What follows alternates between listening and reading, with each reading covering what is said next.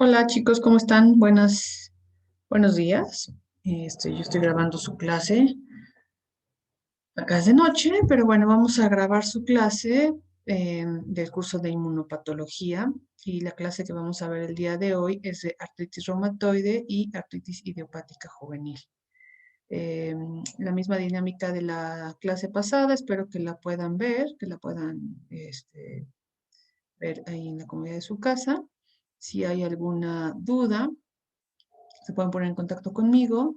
Si quieren en el horario de clase y me conecto al final de la clase, o me quieren mandar las dudas al WhatsApp, también tienen por ahí mi contacto, ¿vale? También les envío, el doctor Cepeda les va a enviar la plática en PDF para que la puedan tener, ¿ok? Y voy a compartirles pantalla.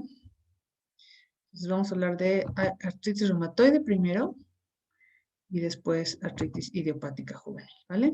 Creo que ahí está la ponencia. Ujú. Entonces, bueno, pues vamos a platicar de artritis reumatoide. Mm, Ustedes saben que la artritis reumatoide es una enfermedad reumática que en realidad es que a estas alturas sigue constituyendo un reto diagnóstico. En muchas ocasiones los síntomas son tan insidiosos y sobre todo hay tanta mm, negación y poca oportunidad de una valoración por el especialista que muchos pacientes están subdiagnosticados. Desafortunadamente, el subdiagnóstico de esta enfermedad crónica inflamatoria, eh, pues va a llevar a una discapacidad permanente y a deformidad cuando no se trata de manera oportuna. La artritis reumatoide es la enfermedad inflamatoria más común, la enfermedad inflamatoria crónica más común. Es una enfermedad sistémica y eso hay que entenderlo muy bien. Es una enfermedad que no solo afecta a las articulaciones, es una enfermedad sistémica, característica es donde hay inflamación, es predominantemente articular y por eso se hace el diagnóstico de artritis reumatoide. Sin embargo, hay muchas manifestaciones extraarticulares, oculares, cardíacas, piel, musculares, tendinosas, etcétera, vasculitis, que pueden ser manifestaciones de la artritis reumatoide. Y su etiología es que es una enfermedad multifactorial. Ahorita vamos a hablar un poco más de etiopatogenia. Tiene un inicio insidioso, lo cual, como les comenté, retrasa el diagnóstico en muchas ocasiones. Sin embargo, la sospecha temprana y el diagnóstico temprano puede evitar o limitar la progresión del daño articular en más del 90% de los pacientes, previniendo entonces la discapacidad irreversible. Y esto es muy importante, sospechar de manera temprana. Más vale referir un paciente al reumatólogo y que él les diga no es artritis reumatoide que referirlo tarde, ¿no?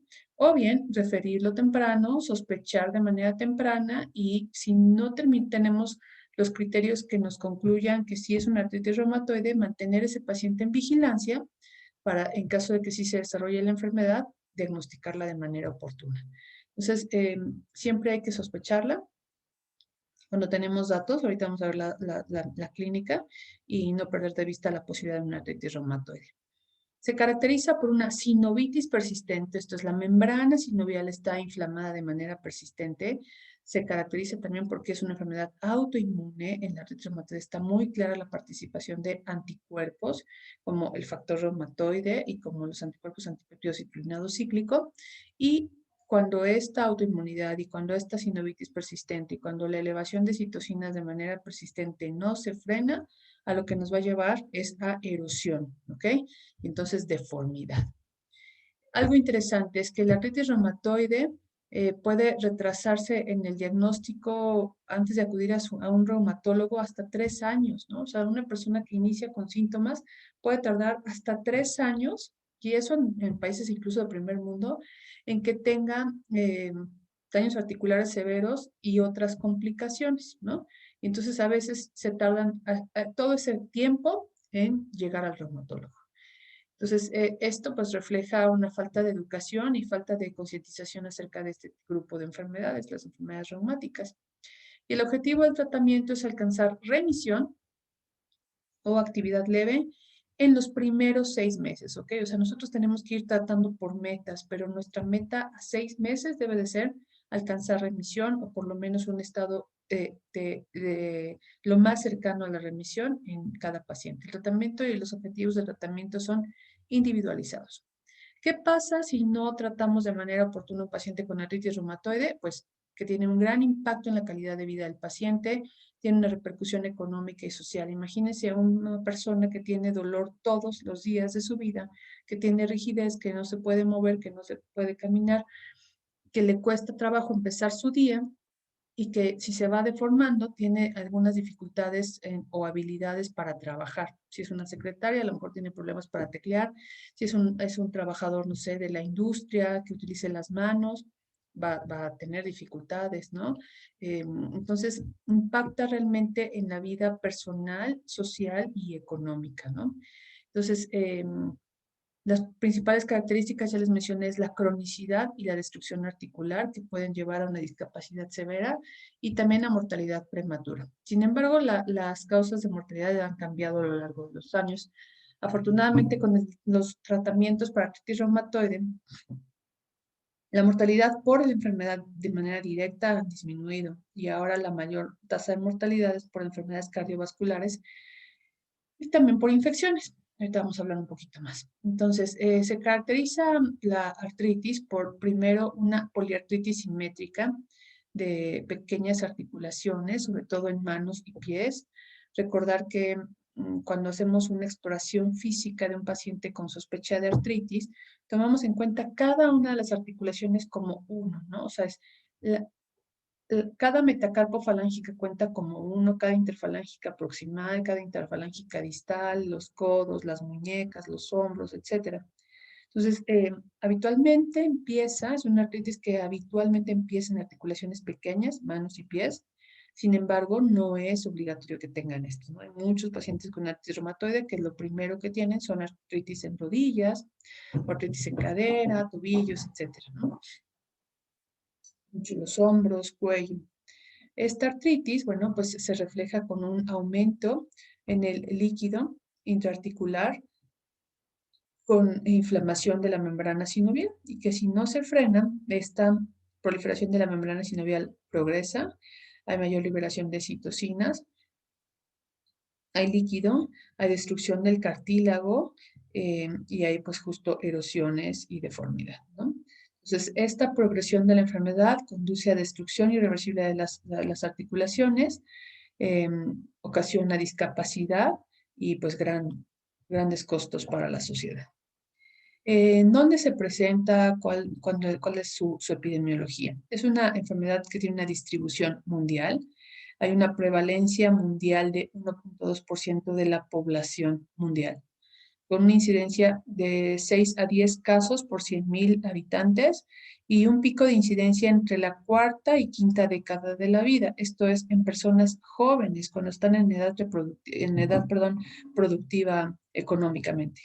Es mucho más frecuente en las mujeres, como la mayoría de las enfermedades autoinmunes, y es afortunadamente menos frecuente en medio rural, porque si de por sí es complicado alcanzar mmm, tratamientos adecuados, pues cuando el tema económico es una limitante, pues se vuelve a una enfermedad también desgastante, ¿no? Pero bueno, también hay un grupo importante de personas en medio rural que tienen esta enfermedad y probablemente esto se deba al poco acceso, o sea, en realidad es que es el reflejo de que sea menos frecuente en el medio rural, probablemente sea por el menor acceso que tienen a los servicios de salud, ¿no? En México, en el 2013, durante el Congreso del Colegio Mexicano de Reumatología, se reportó una prevalencia del 1.6% de la población. Esto quiere decir que la prevalencia en México de artritis reumatoide es más alto en comparación con otros países. En este reporte que se hizo de un estudio epidemiológico de enfermedades musculoesqueléticas, se encontró que en 92.225 pacientes registrados con alguna enfermedad reumática, fíjense el porcentaje tan bajo de estos pacientes que en realidad tienen una seguridad social médica, solamente el 8% de las personas. y 50% de estas personas sufrían una discapacidad laboral temporal, pero 50% una discapacidad laboral permanente. Entonces, o sea, el no tratar de manera adecuada estas enfermedades nos va a llevar a que ese paciente no sea productivo y que además represente un costo para su familia y para la sociedad. ¿Qué pasa? ¿Por qué se origina la AIJ? Bueno, su origen es desconocido en realidad, como muchas enfermedades autoinmunes. Sabemos que hay disparadores en un huésped predispuesto genéticamente. Hay brotes y los brotes también pueden estar asociados a diferentes disparadores como por ejemplo infecciones, ¿no? La cronicidad de esta enfermedad es el resultado de una respuesta inmunitaria que induce a un daño que se va amplificando. Imagínense una bola de nieve que va creciendo, va creciendo, va creciendo, ¿no? Entonces, hay un iniciador, que eso está, cada individuo tendrá un iniciador diferente, infecciones, tabaquismo, nada, radiación, etcétera, en donde activa la respuesta inmunitaria inflamatoria, no hay un freno de esta cascada inflamatoria, esto ocasiona mayor apoptosis y mayor daño celular, y entonces esto ocasiona más presentación de antígenos y más liberación de citocinas, ¿no? Se va amplificando este circuito. ¿A qué nos lleva esto? A depósito de citocinas y acción de citocinas a nivel de membrana sinovial, cartílago, hueso, etcétera, y otros tejidos cuando son manifestaciones extraarticulares, y a cambios articulares que pueden ser permanentes. ¿Qué factores de riesgo tenemos en estos huéspedes que ya dijimos que son genéticamente predispuestos? Bueno, primero, es una enfermedad poligénica, ¿no? Y puede estar asociada con HLA-DRB1 y DRB4, son los mayores genes ahí asociados con artritis reumatoide, con alteración en la función de las células T, con también alteración en las células B a través de CD40. Algunos otros genes son los que están asociados a metaloproteinasas, MMP9, PAD2, y CCR5. Y también transmisión de señales amplificadas inflamatorias y receptores de citocinas. Y los factores ambientales que podrían estar involucrados se habla muchísimo de una asociación con infecciones en boca, infecciones dentales como Prevotella copri y porfiromonas gingivales, ¿no? Virus Epstein-Barr, tabaquismo es un factor de riesgo altísimo para artritis reumatoide. Ahorita vamos a hablar un poco más del tabaquismo, exposición al sílice y también el género femenino. El tabaco aumenta 20 veces el riesgo de desarrollar anticuerpos antipéptido cíclico citrulinado. Y ahorita vamos a hablar un poco más de estos anticuerpos, pero estos son uno de los marcadores para artritis reumatoide. El tabaco favorece el proceso de citrulinación y también el tabaco, cuando un paciente ya tiene artritis reumatoide, disminuye la respuesta al tratamiento, ¿no? Disminuye la respuesta al tratamiento con metotrexato y al tratamiento con anti-TNFs.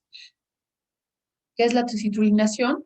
La citrulinación es una modificación transduccional de las proteínas después de ser sintetizadas. Esto hay una síntesis de las proteínas, pero cuando tenemos estos factores de riesgo, particularmente el tabaco, hay un cambio de arginina por citrulina y esto va a favorecer la producción de estos anticuerpos, porque estos cambios de arginina por citrulina es capaz de activar la respuesta inmune porque se convierten en autoantígenos, ¿ok? Es una proteína diferente y entonces que funciona como un autoantígeno, ¿no? Como comida para anticuerpos.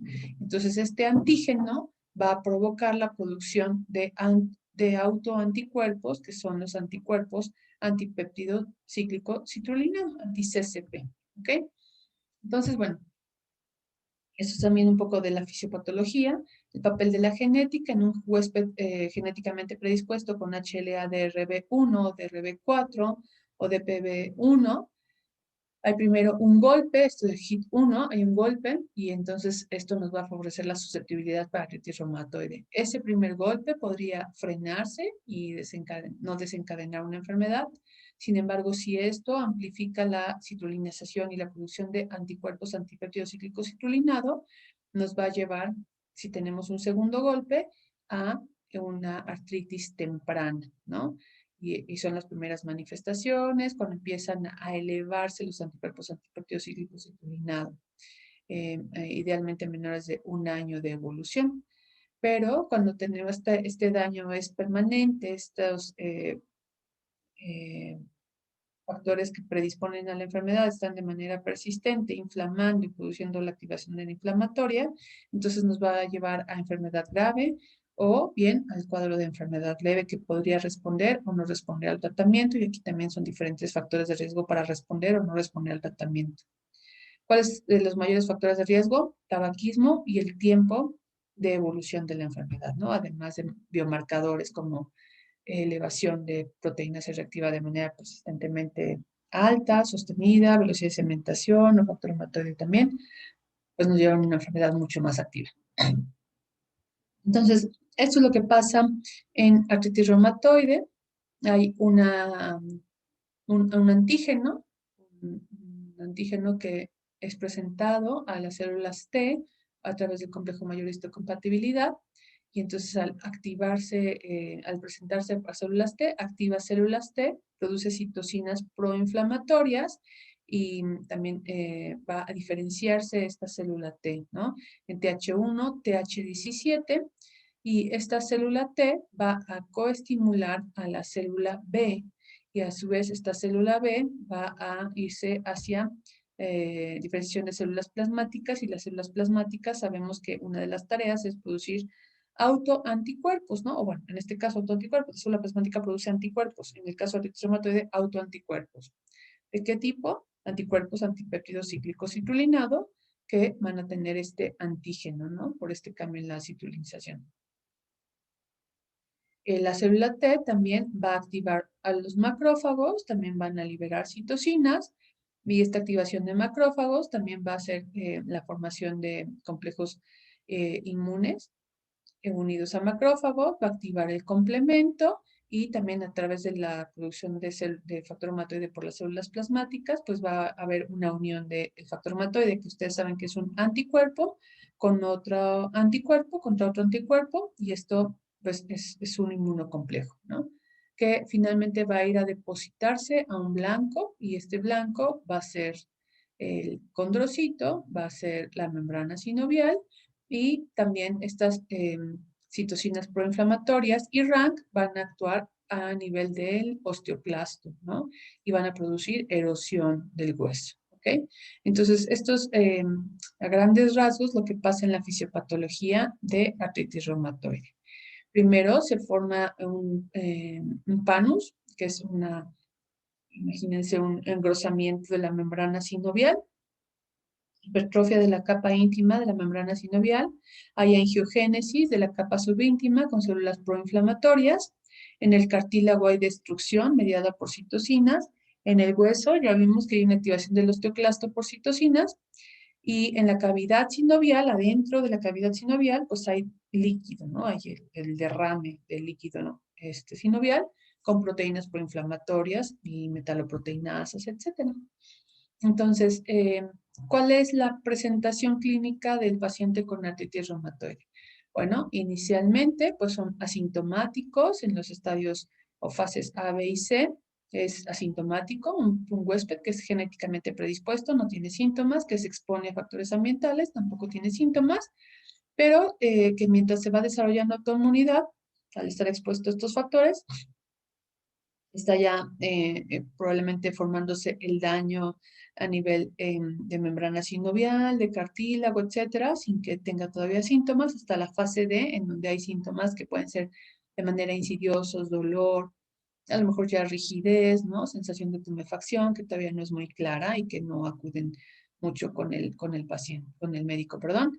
Y después ya en la fase E hay una fase inflamatoria, en donde podría ser una artritis indiferenciada, ¿no? Una artritis que le llamamos que está en estudio y que probablemente están en el protocolo de si es infecciosa, a lo mejor efectos virales, bacterianos, etcétera. Ahorita es el boom de COVID, entonces también todo dolor articular que de repente aparece puede ser COVID, sí, también puede ser COVID, pero también puede ser artritis reumatoide. Y después ya viene la fase F, donde la inflamación es evidente, la clínica es evidente y entonces ya tenemos artritis reumatoide, ¿no? Entonces, desde que empezamos con los primeros síntomas, deberíamos estar dando una vigilancia estrecha a estos pacientes ante la posibilidad de una artritis reumatoide. ¿Y cuáles los criterios de clasificación o cuando hay que pensar en que el paciente sí podría tener artritis reumatoide? Bueno, el Colegio Americano de Reumatología, que es ACR, y EULAR, que es el grupo europeo, en el 2010 dan unos criterios que cabe aclarar que son criterios de clasificación, no de diagnóstico. Y se basan en la presencia de sinovitis, o sea, cuando nosotros exploramos las articulaciones, sentimos la membrana sinovial y la sentimos inflamada, ¿no? Presencia de sinovitis en al menos una articulación, esto es muy importante, no debemos de tener 5, 10 y simétricas forzosamente articulaciones inflamadas para pensar en artritis reumatoide. Basta una articulación inflamada de manera persistente para que nos haga pensar en el diagnóstico de artritis reumatoide, ¿ok? Ese concepto de que tiene que ser simétrica en metacarpofalángicas, interfalángicas proximales, no, no es forzoso, ¿vale? Eh, cuando esta sinovitis no es secundaria a un diagnóstico alterno, como un proceso infeccioso, inmunológico, oncológico, autoinmune de otra causa. Entonces, cuando no he encontrado una causa para esa sinovitis persistente, puede ser artritis reumatoide y que en la escala de puntuación que vamos a ver ahorita tenga más de 6 puntos. Si tiene esto, tiene una sensibilidad de 82% para artritis reumatoide y una especificidad del 61%. Entonces, es un conjunto de variables y puntuación y se van sumando, ¿no? Entonces, cuando hay una afectación articular, si es una articulación grande afectada, pues sí puede ser 0 puntos, de 2 a 10 articulaciones grandes afectadas, 1 punto, de 1 a 3 articulaciones pequeñas afectadas, son 2 puntos, 4 a 10 articulaciones pequeñas afectadas, 3 puntos, y más de 10 articulaciones pequeñas afectadas, 5 puntos.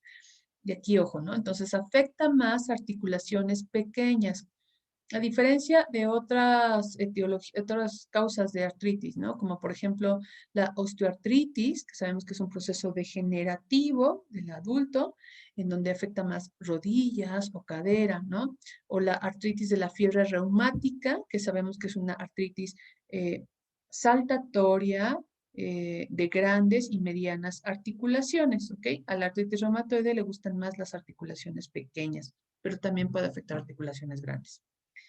Si tenemos factor reumatoide y anticuerpos antiproteicos y glicosilicolinado negativos, es 0 puntos. Si tenemos factor reumatoide y o anti-CCP positivos bajos, son 2 puntos. Con positivos altos son 3 puntos. Si tenemos reactantes fase aguda normales, son 0, pero si tenemos uno de ellos, BCG o PCR elevado, es 1 punto. Y también el tiempo de evolución, ¿no? Esto es una artritis crónica, por lo tanto, una artritis crónica dura más de 6 semanas. Si esta artritis ha durado más de 6 semanas, es una artritis crónica y una posibilidad siempre va a ser artritis reumatoide. En el niño, pues será artritis idiopática juvenil, ¿ok? Entonces, ojo, siempre dentro de mi exploración y mi interrogatorio es preguntar desde cuándo está mal. Probablemente hoy viene a consulta porque no soporta el dolor, porque ya ayer no se pudo levantar y particularmente ayer esta señora no pudo ir a trabajar o no pudo hacer sus actividades de casa, etcétera, porque ya no pudo moverse. Ajá. Sin embargo, no está acudiendo por un padecimiento que empezó ayer. Es un padecimiento que, si interrogo, en realidad es que tiene rigidez, tiene dolor desde hace 3 meses, pero no le había dado importancia, pero pensaba que estaba muy cansada, porque estaba desvelada por la pandemia, porque, etcétera, ¿no? Entonces, ojo, siempre hay que irnos hacia desde cuándo está mal. Entonces, con estos criterios, el objetivo que tienen estos criterios es identificar pacientes con sinovitis precoz y aquellos con mayor riesgo de presentar enfermedad persistente y erosiva, identificando aquellos pacientes que pueden beneficiarse de un diagnóstico y de un inicio de tratamiento precoz con el fin de evitar un daño articular, ¿no? Considerar estado funcional, en qué clase funcional estoy, puedo hacer mis actividades diarias, me limita para ciertas actividades, necesito ayuda, necesito un bastón o de plano no me puedo mover y necesito que me lleven hasta el baño, ¿no? Es una clase funcional 4. Entonces, siempre valorar la clase funcional. Y también, en la medida que se pueda, estos criterios de clasificación pues permiten ingresar a los pacientes a estudios clínicos de tratamiento, de nuevas moléculas en el tratamiento, etcétera, ¿no? Y vigilancia. Entonces, ¿qué pido de exámenes de laboratorio? Porque pues, siempre está la pluma mágica que quiere pedir exámenes de laboratorio para hacer diagnósticos. Y sí, efectivamente, debemos de pedir exámenes de laboratorio, no solamente para hacer un diagnóstico, sino para ver en general cómo está el paciente y cómo voy a tratar a mi paciente, cuál es la mejor opción para tratar a mi paciente, ¿no? Y entonces, bueno, el factor reumatoide es una prueba de laboratorio indispensable en el abordaje del paciente con sospecha de artritis reumatoide. Es positivo en pacientes con poliartritis. Cuando es positivo, perdón, hace muy probable el diagnóstico de artritis reumatoide. Hasta el 80% de los pacientes con artritis reumatoide tienen el factor reumatoide positivo. Y entonces aquí hay que hacer un paréntesis, ¿no? No es el 100%. Hay pacientes con artritis reumatoide con el factor reumatoide negativo. 3 o 2 de cada 10 pacientes con artritis reumatoide van a tener el factor reumatoide negativo. ¿Sale?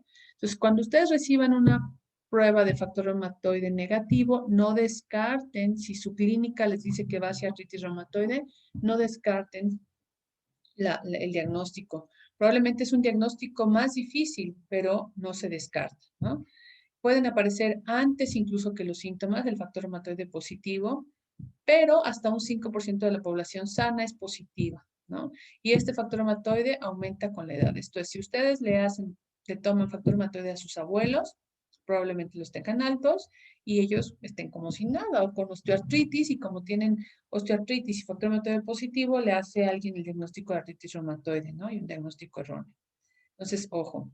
Otras causas de factor reumatoide positivo sin tener artritis reumatoide son infecciones. Hay un porcentaje de población sana que tiene, ya les mencioné, factor reumatoide positivo. Procesos oncológicos también nos pueden hacer el factor reumatoide positivo, ¿vale? Entonces, no es la única opción la artritis reumatoide. Y recordando nuevamente, ¿qué es el factor reumatoide? Es un anticuerpo contra otro anticuerpo, ¿vale? Eso es lo que medimos. Y anti-CCP cuando es positivo en pacientes con poliartritis, prácticamente asegura el diagnóstico de artritis reumatoide en 95% de los casos. Su negatividad no elimina el diagnóstico, pasa algo similar al factor reumatoide, hasta 40% de los pacientes con artritis reumatoide son negativos a anti-CCP. Si los tengo positivos, es una prueba mucho más específica que el factor reumatoide. Y solo una tercera parte tienen anti-CCP positivo con factor reumatoide negativo. Entonces, la combinación clásica de artritis reumatoide es factor reumatoide positivo y anti-CCP positivo, ¿no? Su presencia se relaciona con enfermedad más grave, erosiva y manifestaciones extraarticulares, ¿no? También el título, ¿no? De anti-CCP. ¿Qué otros exámenes de laboratorio solicitar? Proteína C reactiva, velocidad de sedimentación globular. Estos van a reflejar la actividad inflamatoria, no son específicos de AR, o sea, si su causa de artritis es otra, porque sea un proceso infeccioso, etcétera, o otra causa autoinmune que tenga artritis por lupus, artritis por esclerodermia, etcétera, también pueden tener reactantes de fase aguda elevados. Y lo que nos reflejan son actividad. Y también son unos exámenes de laboratorio que pedimos en el seguimiento del paciente con artritis reumatoide porque nos va ayudando cómo responde al tratamiento. Y niveles elevados de manera sostenida de PCR y de BCG, pues evidentemente marcan un peor pronóstico, ¿no? Algo no estamos haciendo bien con el tratamiento, es una enfermedad difícil de tratar. ¿Qué podemos encontrar también? Anemia normocítica, hipocrómica normocítica, hierro bajo, ferritina elevada como reactante de fase aguda, pero no en títulos tan altos como en procesos infecciosos, ¿no? Como por ejemplo en COVID, que hemos visto que la ferritina en casos de tormentas de citocinas en post-COVID está realmente alta. El diagnóstico por imagen, pues siempre, ¿no? Tratar de pedir imagen para corroborar esta artritis. Una radiografía en etapas tempranas probablemente no sea de mucha utilidad, no vamos a ver muchos cambios, aunque la pedimos porque es importante tener una basal y en el abordaje diagnóstico es importante tomar una radiografía. Lo que podemos encontrar es osteoporosis u osteopenia yuxtaarticular, más bien, porque el método para evaluar osteoporosis es una densitometría. Aquí vemos osteopenia, ¿no? Una más radiolucidez en los huesos alrededor de las articulaciones. Podemos ver la tumefacción fusiforme de partes blandas, el edema de partes blandas, en la radiografía lo podemos ver. Y evidentemente, si es una enfermedad más avanzada, podemos ver erosiones que nos hablan de una peor evolución y quistes óseos marginales y centrales, ¿ok? También podemos ver en etapas un poco más avanzadas, pérdida difusa del espacio articular y alteraciones en la alineación, cuando ya empezamos a ver deformidad, ¿no? De las desviaciones radiales, etcétera, de muñeca, en deditos, etcétera. La ecografía es un método diagnóstico con mucha sensibilidad para detectar erosiones de manera precoz. También nos sirve para valorar el grado de sinovitis y visualizar si hay derrame. En caso de que veamos derrame a través de un ultrasonido, pues es un momento muy útil el de tener el ultrasonido y funcionar ese derrame e incluso dirigir las infiltraciones con corticosteroides si están indicadas. Y la resonancia magnética es un método muy sensible, lo que tiene en contra es el costo, pero es muy sensible para visualizar sinovitis, tendinopatías y rupturas tendinosas, además de edema óseo. Y cuando vemos edema óseo es predictor de una futura erosión, ¿no? Entonces esto sí es muy útil, la resonancia magnética, para detectar edema óseo de manera temprana. El diagnóstico precoz es muy importante, ya que el tratamiento precoz aumenta la probabilidad de controlar la actividad de la enfermedad, la inflamación, y entonces evitar el daño, las erosiones y la deformidad, ¿no? Incluso con el tratamiento lo que buscamos es conseguir la remisión, o sea, apagar, bajarle el switch a la enfermedad para que el paciente tenga una buena calidad de vida. Eh, Debería de confirmarse el diagnóstico o excluirse en las 8 a 12 primeras semanas desde el inicio de los síntomas. Esto es no perder al paciente y decirle, pues lo veo en 6 meses, yo creo que no es, ¿no? O sea, hay que darle seguimiento a ese paciente, idealmente en máximo 3 meses, para ver cuál ha sido la evolución. Y estos son los fenotipos estructurales del AR en una radiografía. De manera inicial, pues lo que vemos en la primera, donde dice Early Rheumatoid Arthritis, es justo el estrechamiento en el espacio articular. Aquí vemos una disminución del espacio articular señalado con la flecha azul. Después, en una enfermedad moderada, ya vemos la formación de erosiones, estas como mordidas en los huesitos, ¿no? Como si iban ahí a morder las esquinitas y los espacios articulares. Y también vemos disminución del espacio articular, ¿no? En una enfermedad severa, pues ya observamos erosiones, aquí muy claro, vemos disminución franca del espacio articular, o sea, se van pegando uno con otro los huesos, y también ya vemos subluxación, estas pérdidas en la alineación de los huesos, ¿no? Estas subluxados. Y por supuesto que en etapas terminales o etapas muy avanzadas de la enfermedad, pues ya vemos, seguimos viendo erosiones, disminución del espacio articular, cambios múltiples, subluxación, etcétera, fusión, deformidad. Completamente aquí, pues ya ni siquiera vemos un carpo bien formado, ¿no? No podemos delimitar los huesos, está todo apelotonado, chico, etcétera. Entonces, esos son los cambios de artritis reumatoide. El cuadro clínico, pues primero va a ser una inflamación que puede expresarse por cansancio, dolor, es que cuando empiezo el día me duele un poco, me siento cansada, me fatigo muy rápido, ¿no? No tengo ganas de comer y como hay muchos pacientes que refieren la pérdida de la fuerza. No tengo fuerza en mis manos, si me dan una botella, no puedo abrir la botella, me cuesta trabajo girar, ¿no? Me cuesta trabajo levantar algunas tapas, ¿no? Me cuesta trabajo abotonarme, levantarme la camiseta o la playera, me duelen las manos, sobre todo en las mañanas, ¿no?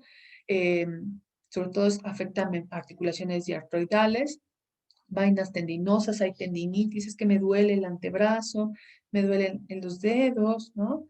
Este es un dolor ahí medio difuso, a veces difícil de localizar por los pacientes y podemos tener bursas sinoviales de deslizamiento con dolor e inflamadas, ¿no? Entonces, las articulaciones afectadas pueden ser hombros, rodillas, tobillos, o bien articulaciones pequeñas, que ya vimos que son las que predominan en la artritis reumatoide. Pueden ser 5 o más y habitualmente simétrica, ¿no? Se caracteriza por aumento del volumen, dolor, calor, rubor, etcétera, y rigidez.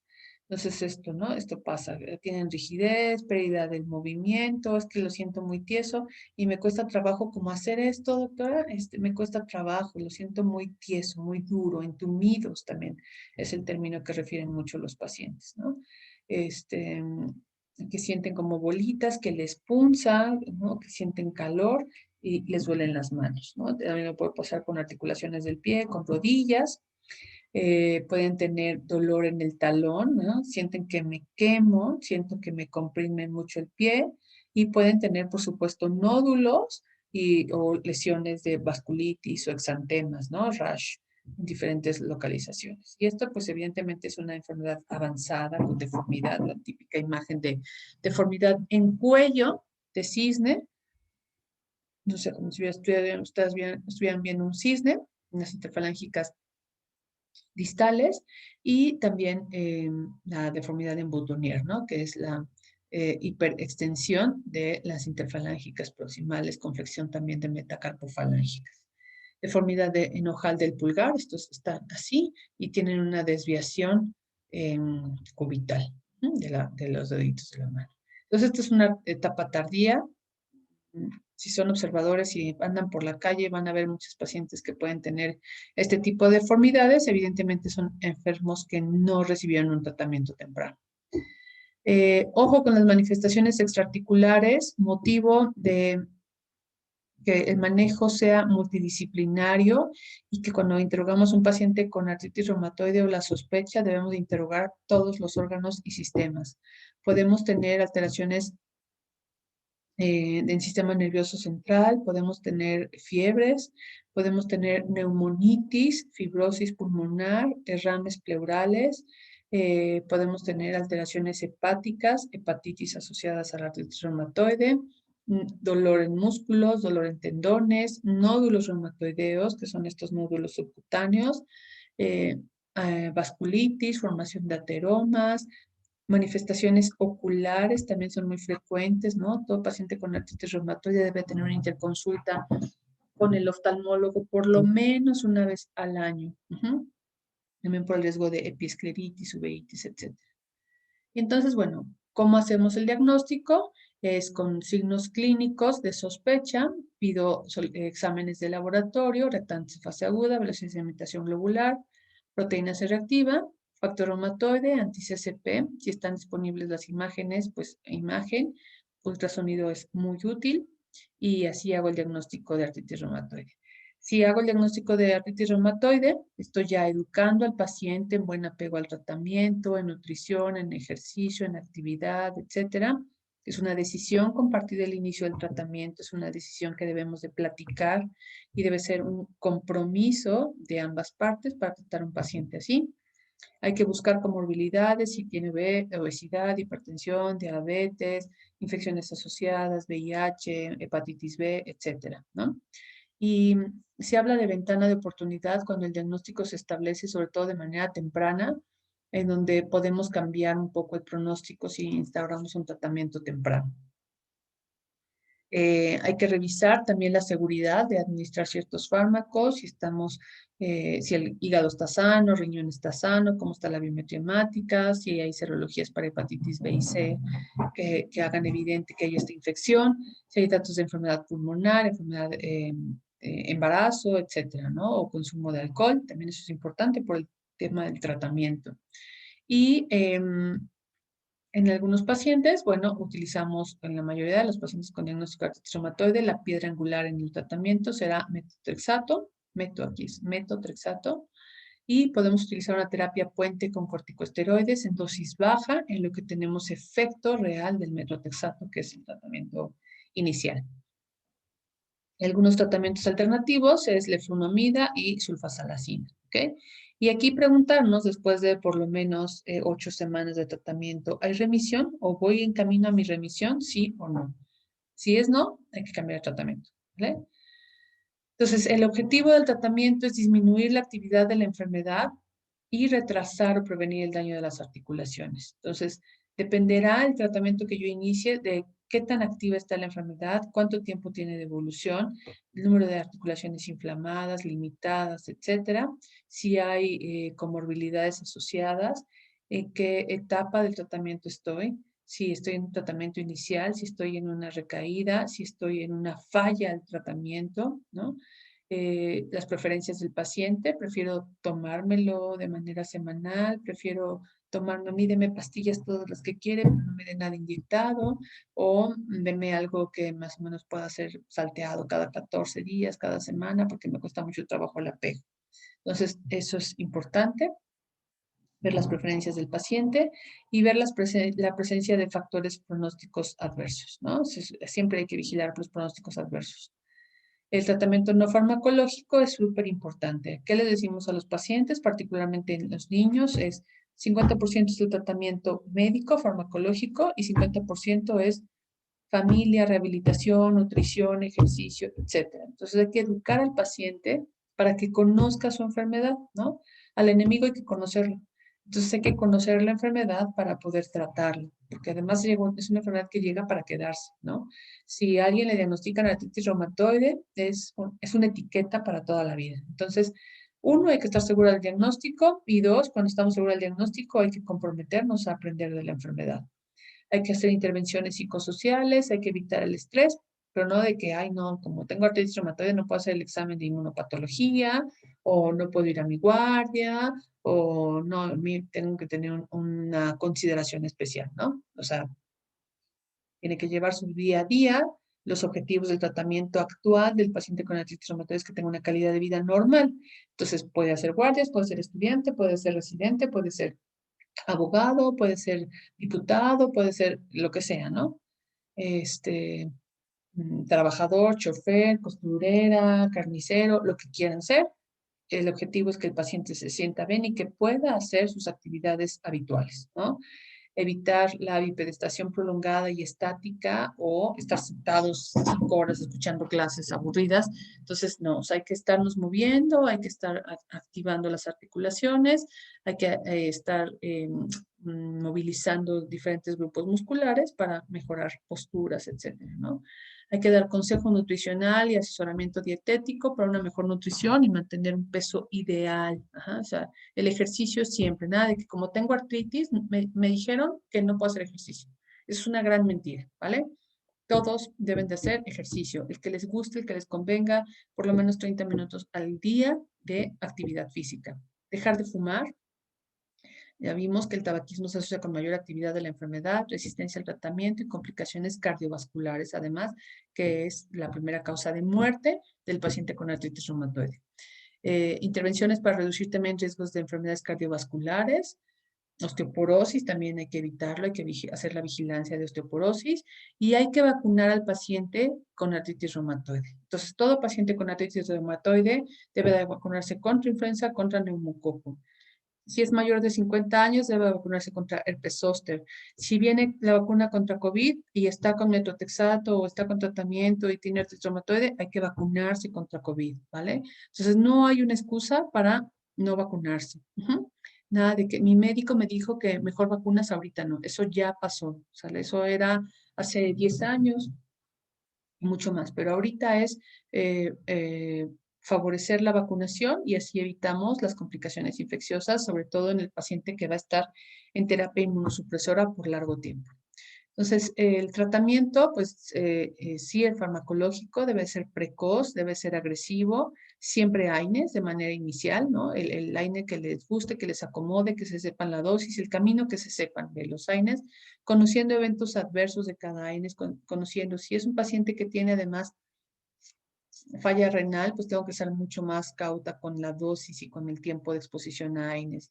Si es un paciente que tiene gastritis, ha tenido úlcera péptica, ha tenido Helicobacter pylori, a lo mejor le doy un inhibidor de COX-2 para no tener los efectos gastrointestinales, como heterococcif, como celecoccif, etcétera, ¿no?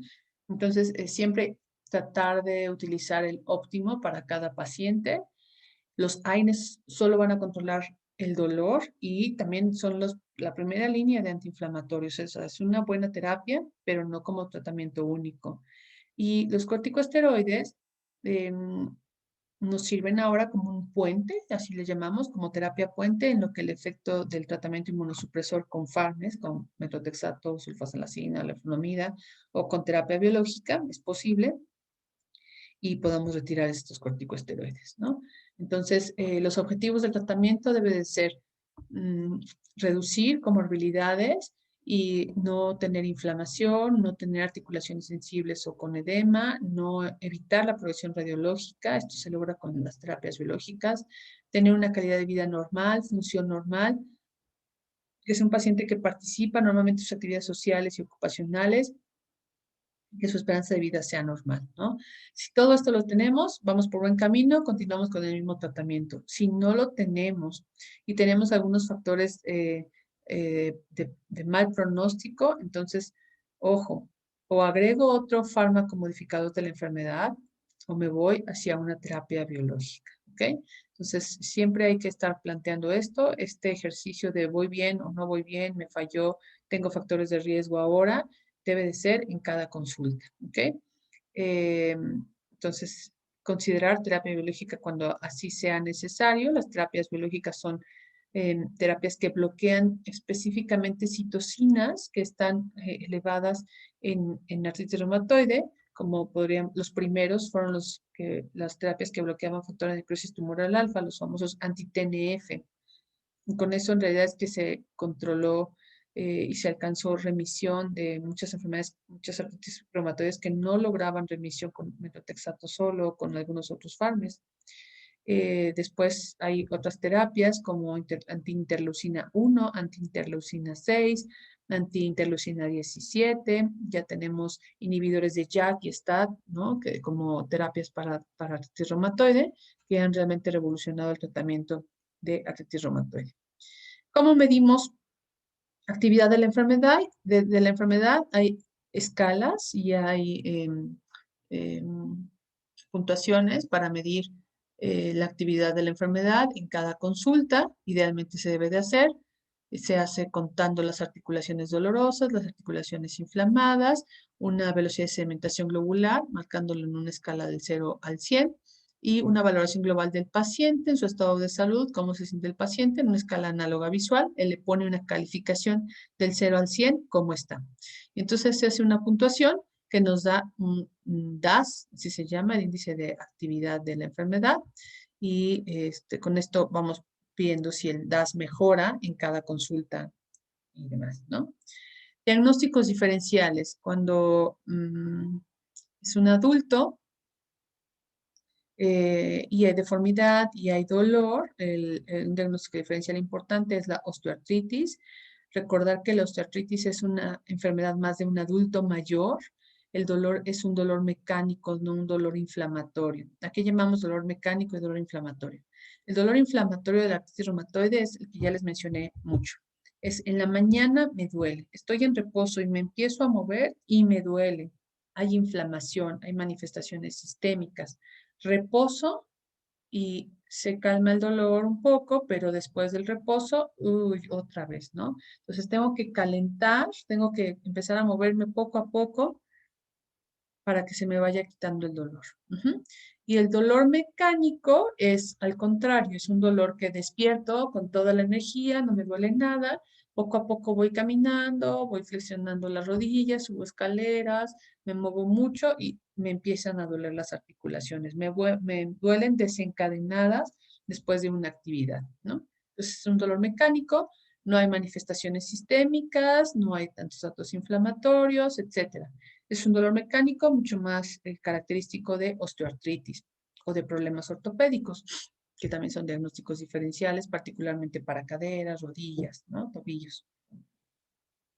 En la artritis reumatoide están más afectadas manos y pies, y en osteoartritis está más afectada columna, manos, rodillas y cadera. Eh, la osteoartritis afecta más las interfalángicas distales, los nódulos de Everden, que son como estas bolitas que se les empiezan a ver. Observen las manos de sus abuelos o de personas adultas mayores, como tienen de repente como unos nódulos en las interfalángicas distales, ¿no? Que son los nódulos de Everden y Burchard. La, la- la artritis reumatoide hace más sinovitis, ¿no? La aprensión en la artritis reumatoide está disminuida, ya les decía, ¿no? Como no puedo hacer esto, no puedo doblar la botella, no puedo desabotonarme, subirme el cierre me cuesta mucho trabajo, eso es negativo para la osteoartritis. No hay compromiso sistémico en la osteoartritis, a diferencia de la artritis reumatoide. La osteoartritis no hay una autoinmunidad familiar, pero sí hay historia familiar de osteoartritis, particularmente hacia el género femenino. Y en la artritis reumatoide sí podemos encontrar antecedentes de autoinmunidad en la familia, ¿vale? Entonces, ¿qué es importante en el seguimiento de la enfermedad? Vigilar que no hay fatiga, vigilar que no hay rigidez matutina, ausencia de dolor articular a la presión o movimiento, ausencia de inflamación de las articulaciones o vainas tendinosas y, por supuesto, vigilar complicaciones, ¿vale? Complicaciones de la enfermedad, de progresión del daño articular, pero también del daño extraarticular o asociado a los fármacos. Entonces, que se relaciona con el pronóstico de la enfermedad. Ojalá que la mayoría de los pacientes se diagnosticaran así, ¿no? En etapas tempranas y esto seguramente tiene dolor particularmente en el dedo medio, en metacarpofalángicas, que son las que se ven inflamadas, que se diagnosticaran así, que se trataran para que no llegaran a esto, ¿no? O sea, cuando tratamos aquí, evitamos esta progresión, ¿vale? Entonces, los factores de peor pronóstico es un bajo nivel socioeconómico, por supuesto, y educacional, el mal apego al tratamiento, tanto por causa individual como asistencial, como causas sociales, ¿no? La osteoporosis, las infecciones, insuficiencia cardíaca, cáncer, y enfermedad arterial periférica son posibles complicaciones de la artritis reumatoide. Causas más frecuentes de muerte, riesgo cardiovascular aumenta 40-50%, infecciones, y estas infecciones están asociadas con edad, con severidad de la enfermedad, con el uso de corticosteroides y en los hombres son más frecuentes. Por artritis reumatoide la mortalidad es baja, es del 1% y asociado a medicamentos, metotrexato, corticosteroides, ¿no? Metotrexato, una complicación es, por ejemplo, el daño pulmonar, la fibrosis pulmonar y los corticosteroides, pues ya sabemos, ¿no? El síndrome de Cushing, la hipertensión, diabetes asociada a corticosteroides, glaucoma, etcétera, ¿no? Entonces, esto justo es lo que hay que vigilar en cada consulta. Entonces, ¿cuándo referir a un paciente al reumatólogo, que realmente es el especialista en artritis reumatoide? A toda artritis que tenga una duración mayor de 4 semanas, hay que referirlo al reumatólogo para darle vigilancia. Si esta artritis es monoarticularia y sospecha de artritis séptica, eso es una urgencia. ¿Cómo pensamos en una artritis séptica? Una articulación muy dolorosa, caliente, muy inflamada, asociada de fiebre, astenia, dinamia, etcétera. Eso es una artritis séptica hasta no demostrar lo contrario. Si hay tumefacción en 2 o más articulaciones, hay que hablarle al reumatólogo. Si hay afectación de articulaciones, particularmente metacarpofalángicas y metatarsofalángicas, hay que hablarle al reumatólogo. Y si es un paciente que refiere al interrogatorio dirigido, el paciente no va a decir, doctor, vengo porque tengo rigidez matutina, ¿no?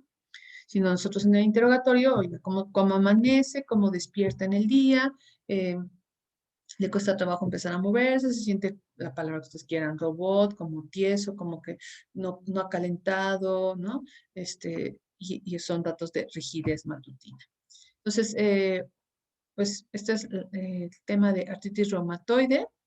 Mm, léanlo también, ¿no? Para despejar dudas, pero bueno, está ahí la semillita para que piensen en artritis reumatoide en el adulto. Este es el cuadro del adulto, ¿vale? Y vamos a ver entonces ahora el cuadro de la edad pediátrica que se llama artritis idiopática juvenil, ¿vale? Entonces, estírense, ahí tomen agüita, parpadeen, etcétera. Yo voy a hacer lo propio,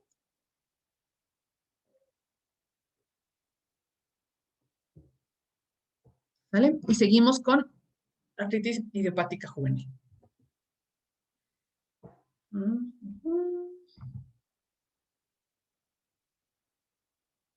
Espérenme, que creo que no estoy compartiendo.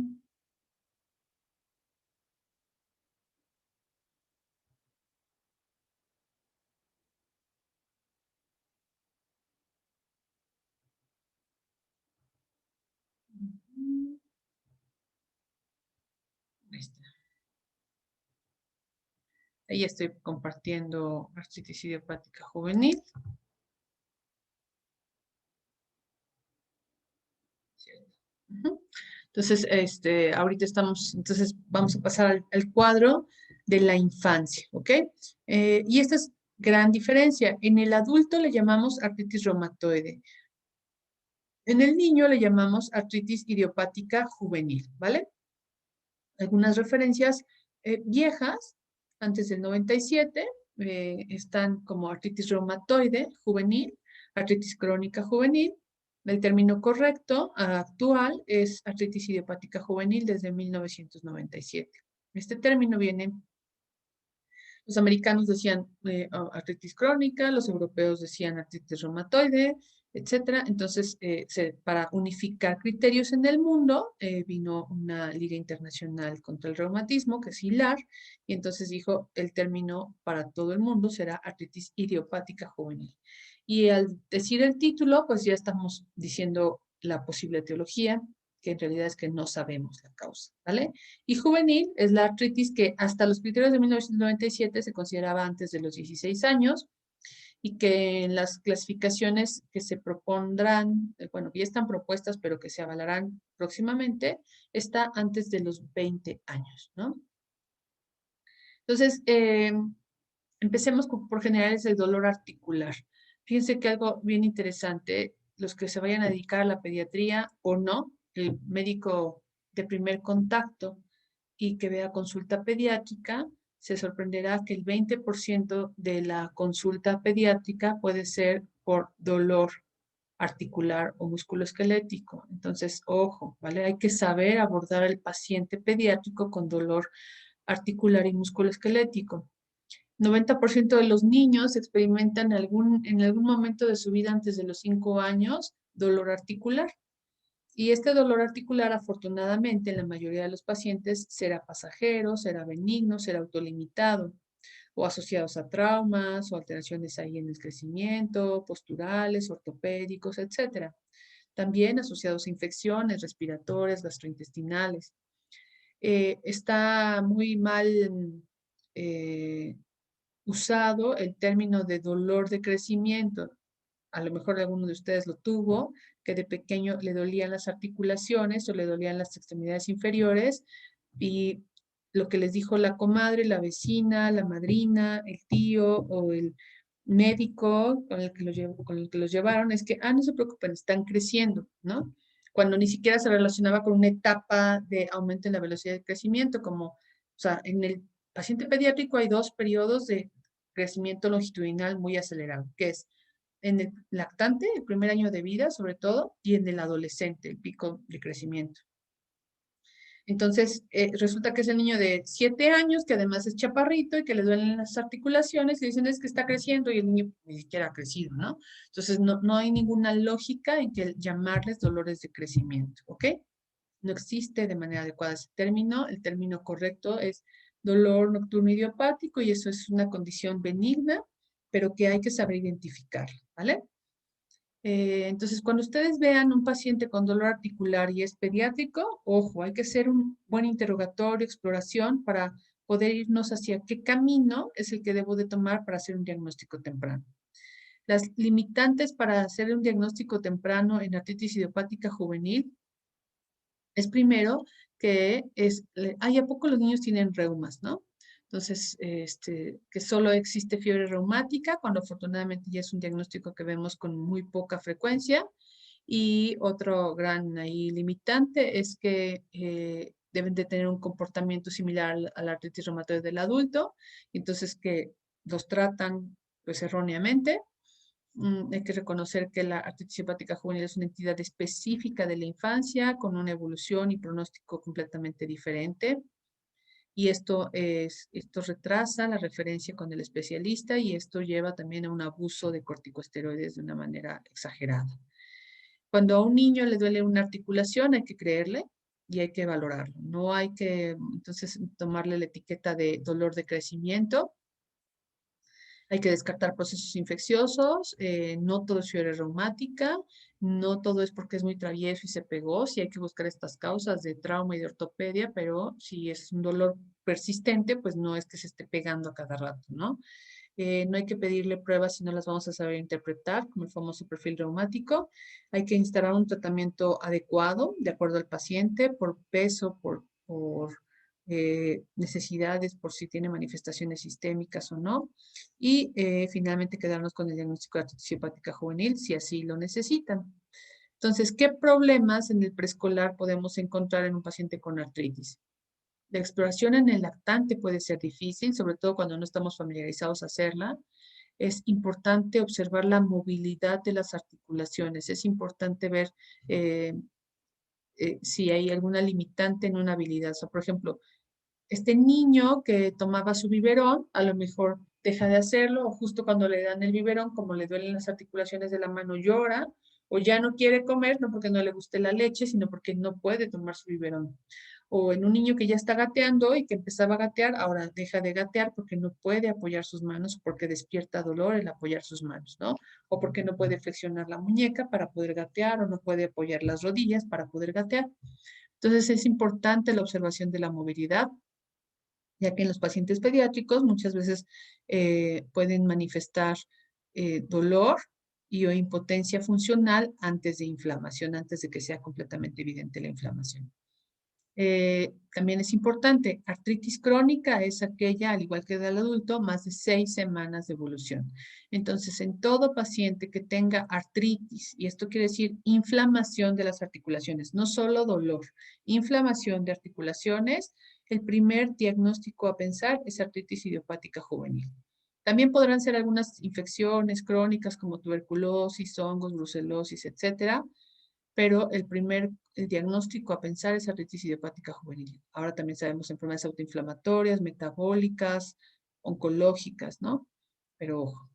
Y cuando la artritis es aguda, se ha instaurado en horas o días, hay fiebre, es monoarticular, está caliente, hay mucho edema, una artritis séptica como primera opción porque es una urgencia, trauma, coagulopatías, las hemartrosis, ¿no? Cuando hay una colección de sangre dentro de la articulación, por ejemplo, en los pacientes con hemofilia, es frecuente que debuten con hemartrosis o alguna otra coagulopatía. Cuando se ha instaurado de días a semanas, podría ser una artritis viral, una artritis postvacunal, fiebre reumática, vasculitis, reacción a algunos fármacos, neoplasias, etc. Y bueno, pues si es una artritis crónica y además tenemos atrofia de grupos musculares, contracturas, deformidad, pues podemos tener ahí el diagnóstico de artritis idiopática juvenil. Entonces, definimos como artritis idiopática juvenil a un conjunto de desórdenes caracterizados por artritis crónica, y estos se van a asociar a dolor, rubor, calor, tumefacción y limitación funcional. Dos de estas cosas, características, de estos puntos, ustedes lo vieron en fisiología, son las características de la inflamación, ¿ok? Entonces, es una inflamación articular que inicia antes de los 16 años de edad, compromete una o más articulaciones, persiste mínimo 6 semanas y su etiología es desconocida. Esto es, no hay infección, no hay proceso oncológico, no hay proceso metabólico que justifique esta artritis, entonces es una AIJ. La IJ es de las principales enfermedades crónicas de la infancia, enfermedad inflamatoria crónica de la infancia. Es tan frecuente o en tercer, cuarto, quinto lugar después de cardiopatías congénitas, diabetes, asma. Y es una causa importante de discapacidad a corto y a largo plazo. Lo mismo, imagínense, les platicaba con artritis reumatoide, si no hacen el diagnóstico del adulto con artritis reumatoide, ¿en qué se va a convertir? En un adulto que no trabaja, que no produce, que está limitado, que está con deformidad. Imagínense el impacto de no diagnosticar temprano a un niño con artritis idiopática juvenil. Es un niño que va a tener repercusión en su crecimiento, en su desarrollo, en autoestima, no va a ir a la escuela, no va a producir, va a ser dependiente y se vuelve un caos realmente, ¿no? Entonces hay que diagnosticar temprano la artritis idiopática juvenil. y hay que sospecharla desde la infancia y adolescencia. Muchos pacientes que se hace el diagnóstico de artritis reumatoide, esto es de adulto, en realidad es cuando se hace el interrogatorio, hasta 5% o más, en realidad es que iniciaron sus síntomas antes de los 15 años.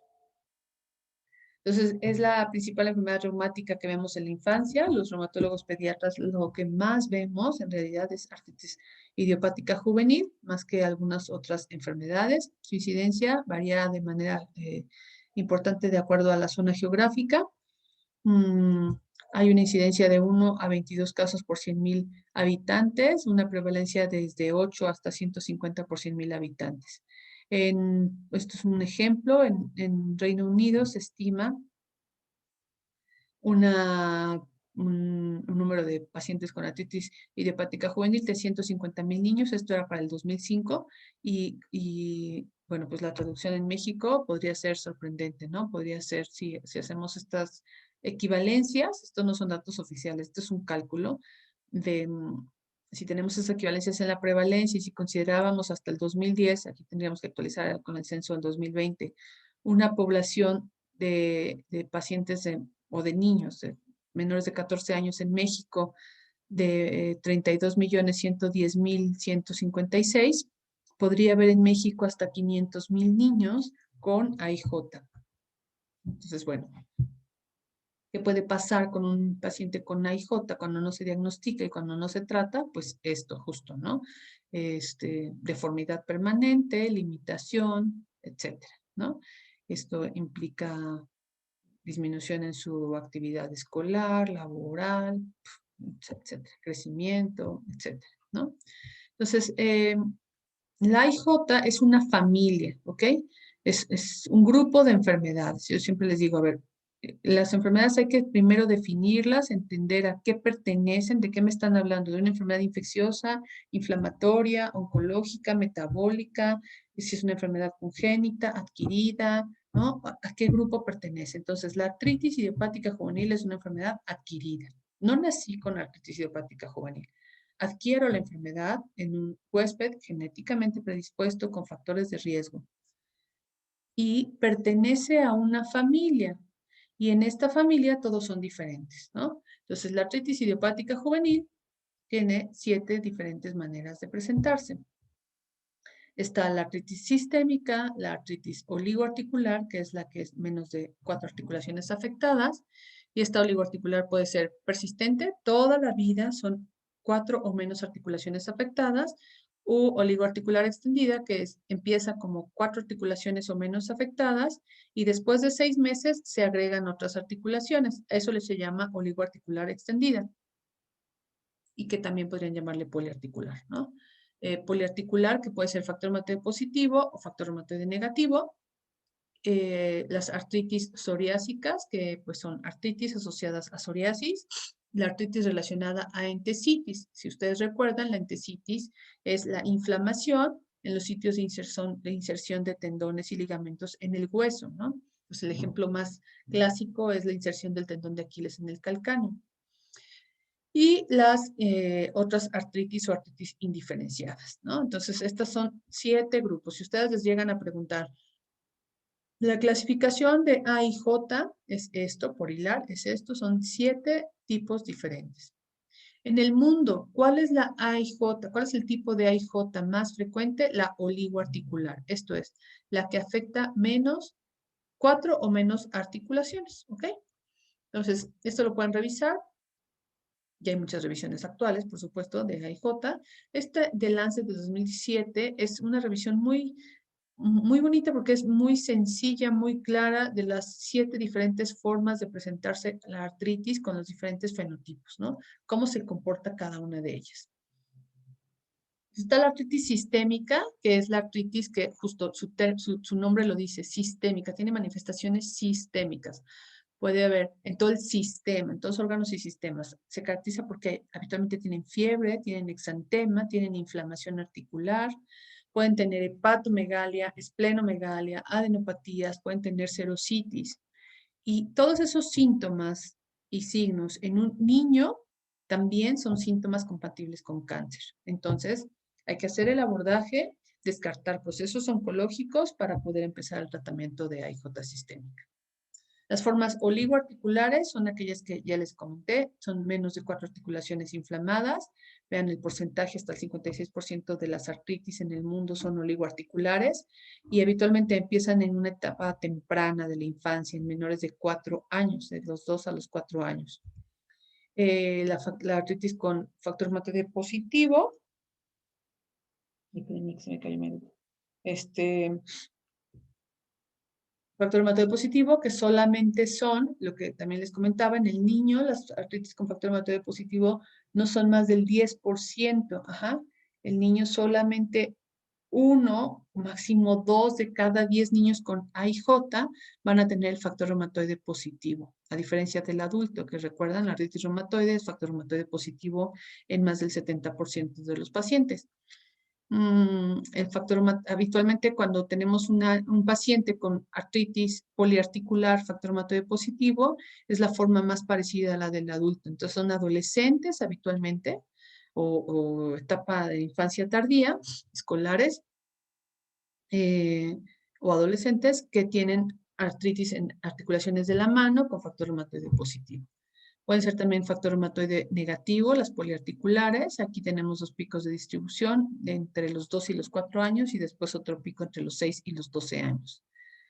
La artritis relacionada a entesitis, que es más frecuente en varones, algo le tenía que tocar ya al varón y no todo a la mujer. Generalmente es un varón mayor de 7 años o más hacia la adolescencia, donde afecta de manera más frecuente a las articulaciones de las extremidades inferiores, ¿ok? Y hay entesitis, puede haber tarsitis, puede haber dolor comentaban la inserción de tendones y ligamentos, en la inserción del calcáneo, ¿no? En el del bíceps, en los del cuádriceps, en la rodilla, ¿ok? La artritis psoriásica es de las menos frecuentes, de hecho yo creo que es la menos frecuente, está una incidencia de 2 al 11%, incluso es menos frecuente en muchas series que la factor reumatoide positivo, que aquí viene el 7%, en realidad es que es más frecuente la artritis poliarticular factor reumatoide positivo que la artritis psoriásica. Y la indiferenciada, ¿ok? Entonces, aquí se los dije con letras, un poco aburrido, aquí se los digo con imagen, ¿no? Esta es la familia de artritis idiopática juvenil, el niño con fiebre, con exantema, que está hospitalizado, ataque al estado general, es una artritis sistémica, oligoarticular, menos de 4 articulaciones, poliarticular, particularmente articulaciones pequeñas y medianas, que pueden ser factor reumatoide positivo y negativo, es más frecuente en mujeres, artritis relacionada a entesitis, varones, adolescentes, con artritis de extremidades inferiores, con articulación sacroiliaca también dolorosa e inflamada. Y aquí oligoarticular, si observan, esta niñita está como con el ojo morado, con el ojo rojo, es porque la forma oligoarticular es la que más se asocia con manifestación ocular de su artritis, ¿no? Con uveitis.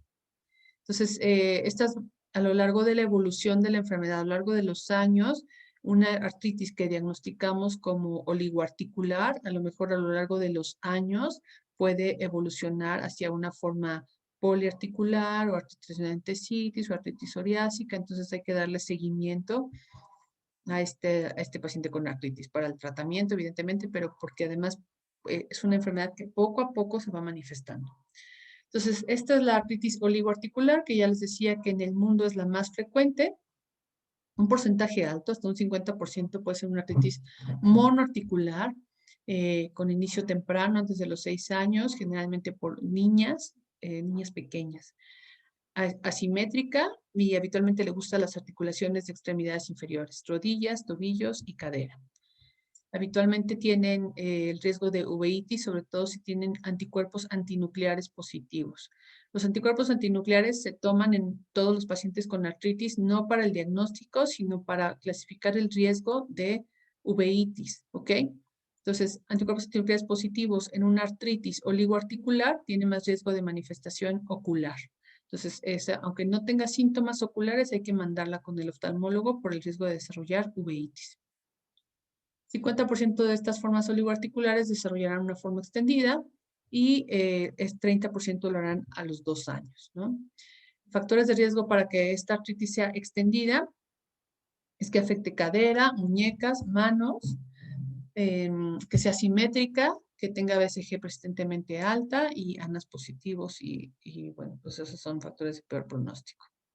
Los criterios de exclusión es que tengan psoriasis en un paciente, y ahí ya le llamaríamos entonces artritis psoriásica, que tenga HLA-27 en un varón particularmente y que sea mayor de 6 años, porque entonces ahí pasaría el cajón de artritis relacionada a entesitis. Si tiene factor reumatoide positivo, ya tampoco entran las oligoarticulares, sería una artritis con factor reumatoide positivo, y si tiene síntomas sistémicos. La forma poliarticular es más frecuente en niñas y es la que afecta 5 o más articulaciones en los primeros 6 meses, ¿ok? Entonces, si es un paciente que tiene ya de entrada 5 articulaciones o más inflamadas, eso es poliarticular. Le tomo la prueba de factor reumatoide positivo, son 2 determinaciones con diferencia de 3 meses. Entonces, ahorita estoy en abril, ahorita estoy sospechando de un niño que tiene artritis idiopática juvenil, le tomo todas las pruebas de laboratorio, le tomo factor reumatoide y me sale positivo. Entonces, en 3 meses lo tengo que repetir para corroborar que fue factor reumatoide positivo. Si me sale ahorita negativo, a los 3 meses positivo, obviamente lo vuelvo a corroborar en una tercera si es positivo o negativo, ¿vale? Entonces hay que corroborar ese factor reumatoide. La edad más temprana, la edad de presentación, perdón, es más temprana en el preescolar. No tiene una asociación fuerte con HLA, el pronóstico es variable, también depende mucho del momento del diagnóstico. Y el factor reumatoide positivo, pues ya es una poliarticular, 5 o más articulaciones inflamadas, con factor reumatoide positivo en 2 determinaciones, ¿no? Con mucha frecuencia se afectan articulaciones pequeñas, pero también pueden afectarse rodillas, tobillos, articulaciones de los pies, ¿no? Cadera, cuello, articulación temporomandibular, particularmente en el factor reumatoide positivo. Habitualmente afectan niñas. Es una manifestación de artritis en edad tardía en niñas escolares y sobre todo adolescentes, y tienen, por supuesto, más riesgo de desarrollar nódulos cutáneos, ¿no? A lo largo de la evolución de la enfermedad. Algunos consideran que es una expresión temprana de artritis reumatoide del adulto, involucra pequeñas articulaciones, habitualmente pueden ser simétricas, manos, dedos, cervical, axial, temporomandibular. Aquí vemos una paciente con afección de articulación temporomandibular, donde vemos la limitación para la apertura de la boca y como microretrognatia, ¿no? Si ven, la mandíbula está como hacia adentro y el cuello, si lo observan, está con rigidez, una nena que tenía mucha rigidez en la exploración por afección de columna cervical. Y bueno, que los cambios radiológicos pueden ser justo esta alteración, fíjense la discrepancia en los carpos, ¿no? En una artritis que además que es evidente la osteopenia, como les mencionaba en la artritis del adulto, la osteopenia yuxtaarticular, o sea, aquí estoy segura en una densitometría que esto no solamente tiene osteopenia, sino tiene osteoporosis, la destrucción de los huesos del carpo, aquí están unidos ya los huesos del carpo, y alcanzamos incluso a ver erosiones y demás, ¿no? Y también el gran grado de osteopenia en extremidades inferiores. Con mucha frecuencia, la poliarticular factor reumatoide positivo afecta cadera y puede haber destrucción articular y rápido progreso a la anquilosis. Entonces aquí vemos una radiografía en donde está completamente perdido el espacio articular, está perdido el acetábulo, vemos la cabeza ahí del fémur, directamente ahí en el acetábulo provocando erosión, ¿no? Entonces, ojo, porque es una articulación. Si se presenta con artritis de cadera, es de peor pronóstico. Y afortunadamente, esta artritis tiene poca frecuencia de uveitis crónica, a diferencia de la oligoarticular, que es la que tiene más uveitis. Y esta es la artritis sistémica, que tiene artritis con, aquí son criterios específicos para la artritis sistémica. Artritis asociada o precedida de fiebre de 2 semanas y que por lo menos lo corroboramos esa fiebre por 3 días seguidos. Asociada a uno o más de rash evanescente, hepatosplenomegalia, serositis y adenopatías. ¿Okay? Esto de rash evanescente quiere decir que el paciente está bien, Viene un pico de fiebre que habitualmente es por la tarde en picos alta de 39 o más grados. Y cuando viene la fiebre, viene un exantema, se ponen rojos, ¿no? Así bien, así como aquí. Estas como máculas y pápulas, como un rojo, tronco, brazos. Se va la fiebre, se va el exantema, no deja cicatriz. Llegan a consulta al día siguiente, dicen, doctora, mi hijo tuvo fiebre, o doctor, y tiene una ronchita. Si ustedes lo ven, y no, no tiene nada, ¿no? Entonces, a los 2 días otra vez fiebre y exantema. Es un exantema evanescente, no deja cicatriz, no es pruriginoso habitualmente y hay que buscarle hepatomegalias, plenomegalias, serositis, inflamación articular. El rango de la artritis sistémica es mucho más amplio que los otros rangos de los otros tipos de artritis. Desde lactantes hasta 17 años se puede presentar la artritis sistémica y no hay una diferencia tan marcada entre el género masculino y femenino, en realidad es que es igual. Pueden tener solo una manifestación sistémica o solo manifestaciones sistémicas y no desarrollar artritis por mucho tiempo, hasta incluso semanas o meses después, ¿no? Entonces eso retrasa mucho el diagnóstico y la sospecha de artritis. Son muchos niños que están hospitalizados por fiebres de larga evolución. Nadie sabe por qué tiene fiebre, está hospitalizado, ya le buscaron todo, ya le hicieron biopsias, tomografía y demás. No encuentran la causa de la fiebre, entonces puede ser una artritis idiopática juvenil. Habitualmente tiene formas poliarticulares, articulaciones pequeñas y grandes, y también puede tener formas oligoarticulares, ¿vale? Entonces, es un gran reto el diagnóstico de artritis sistémica. La artritis relacionada a entesitis es la que se presenta más en varones. Ajá. Es artritis y entesitis o artritis o entesitis acompañados de dolor en sacroiliaca, en articulación sacroiliaca o dolor lumbosacro de carácter inflamatorio. El paciente que después de mucho tiempo estar sentado, así como ahorita me paro, ay, me duele mucho la espalda, la región de la nalga, la región de articulación sacroiliaca, ¿ok? Se paran así como viejitos, déjame desdoblo como robot, ok. Y empiezo a moverme, a caminar y poco a poco se me va pasando el dolor. Es un dolor de tipo inflamatorio que se exacerba o se presenta después de periodos de reposo. Pacientes que refieren es que me acuesto y después ya no me puedo levantar porque me duele mucho, ¿no? La región lumbar. Son pacientes que tienen HLA27 positivo o historia familiar de HLA27 positivo o una enfermedad asociada a HLA27 positivo. ¿Cuáles pueden ser? Enfermedad inflamatoria intestinal, uveitis, artritis reactivas. Que haya también evidencia de uveitis anterior y pues la edad en varones mayores de 6 años. ¿Ok? Entonces, es el varón que llega en muchas ocasiones con dolor en el calcáneo, con dolor en la fascia plantar y les dice, es que me duele cuando camino, la planta del pie no puedo, ¿no?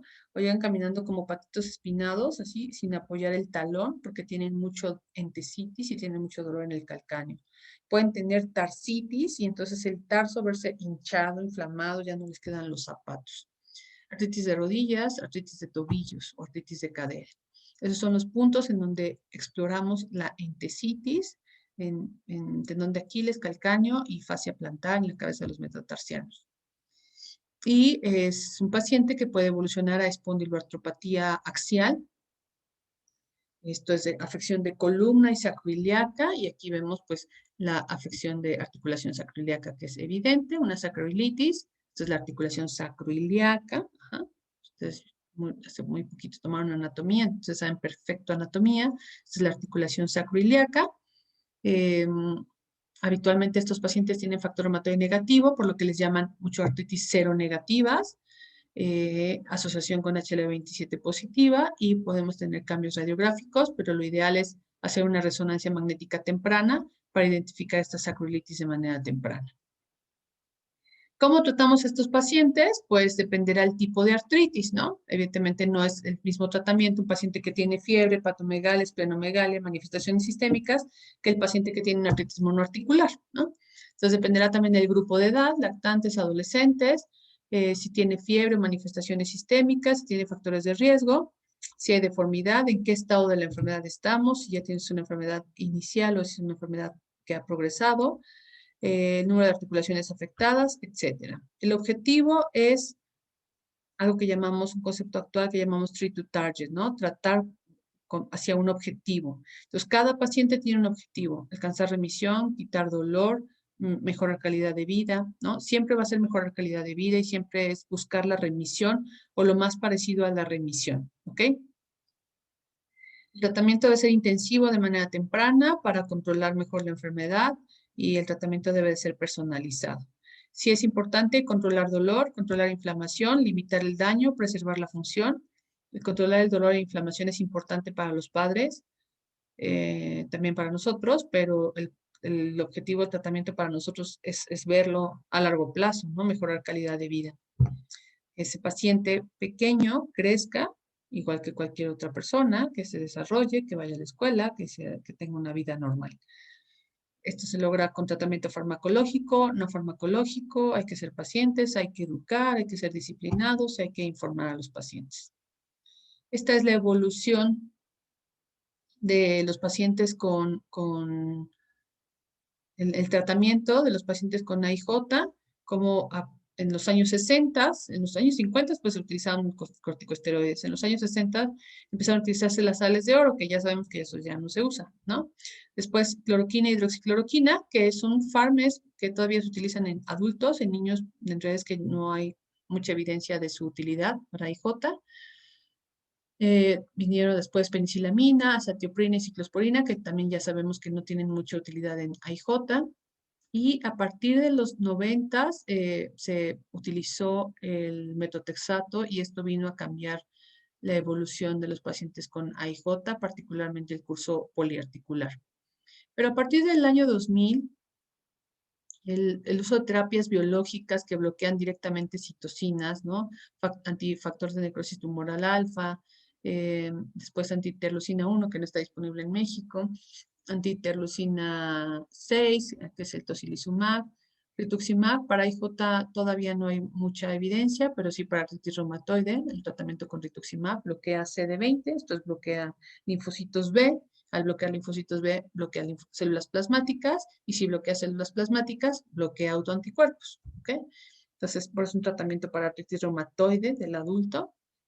Abatacept, que bloquea la coestimulación entre linfocitos T y linfocitos B, entonces esto disminuye citocinas proinflamatorias, y bueno, cada año pues están más disponibles terapias biológicas diferentes, con diferentes puntos blancos, y que han cambiado la evolución del tratamiento de la enfermedad y por supuesto la calidad de vida, ¿no?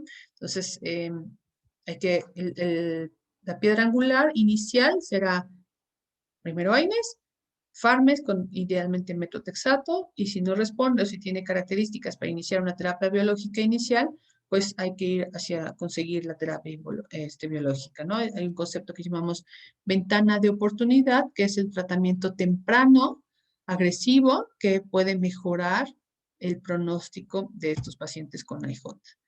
Entonces, puntos claves ya en el tratamiento de AIJ es que no es que, pues si no funciona, no funciona, no funciona, no funciona, sino hay que dar todo lo mejor para el paciente y después quitar. Hay que darle duro, hay que pegar fuerte, hay que pegar temprano, hay que pensar temprano en terapias combinadas o terapias biológicas para buscar remisión o el menor grado de enfermedad posible. Fármacos en AIJ, los AINES, primera línea de tratamiento, de acuerdo a edad, peso y las condiciones que el paciente tenga de manera específica. Considerar AINES por lo menos 4 semanas. Los glucocorticoides tratamos de evitarlo en la mayoría de lo posible, excepto en la sistémica, que en la sistémica sí son una base en el tratamiento. Farmes, metotrexato, puede ser leflunomida, sulfasalazina, ¿no? Y terapia biológica. Entonces, AINES, primera línea de tratamiento, hasta 2 meses iniciales, y en caso de recaída, siempre recurrir a AINES, son seguros y sabemos dosificarlos, ¿no? Hay que saber dosificar los AINES, hay que estar revisando constantemente la posología adecuada, particularmente en niños, ¿no? O sea, ojo, porque la sobredosificación en niños puede llevar a urgencias, a intoxicaciones, a insuficiencias hepáticas fulminantes, a muerte, o insuficiencia renal, o a nefritis tubulointersticial. Entonces, les dejo esta tablita, hagan una screenshot y grábensela. la dosificación adecuada en pacientes pediátricos, ¿ok? Seguramente se los preguntaremos en examen, ¿eh? Las dosis adecuadas de AINES, ¿sale?